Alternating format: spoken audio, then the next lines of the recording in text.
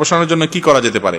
ভাই, সে যদি ধর্মীয় প্রতিষ্ঠানের কোনো ক্ষয়ক্ষতি না করে নিজে ব্যক্তিগতভাবে খারাপ হয়, তাহলে তার দায়িত্ব দিলে অন্য কোনো লোক উপযুক্ত না থাকলে এটা বড় কোনো গুনাহ হবে না, যদি অন্য কোনো লোক উপযুক্ত না থাকে।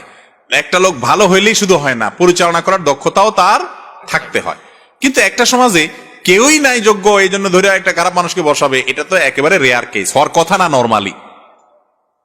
তো মসজিদের এবং দ্বীনী প্রতিষ্ঠানের দায়িত্ব যারা পাবে তাদের সম্পর্কে আল্লাহ বলেছেন, ইন্নামা ইয়ামুরু মাসাজিদাল্লাহ মান আমানা বিল্লাহ ওয়াল ইয়াউমিল আখির ওয়া আকামাস সালাহ ওয়া লাম ইয়াখশা ইল্লাল্লাহ। চারটা গুণ থাকবে: আল্লাহর প্রতি ঈমান আনবে, আখিরাতের প্রতি ঈমান আনবে, নিজে সালাত আদায় করবে, যাকাত দিবে, এবং আল্লাহ ছাড়া কাউকে পরোয়া করবে না, সত্য বলবে।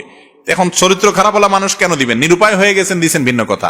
তো এরকম লোক সরাতে গেলে যদি সমাজে ফিতনা ঝামেলা তৈরি হয়, বড় ধরনের নিজেদের মধ্যে গন্ডগোল তৈরি হয়, দরকার নাই, আপনি আপনার ইবাদত করে যান।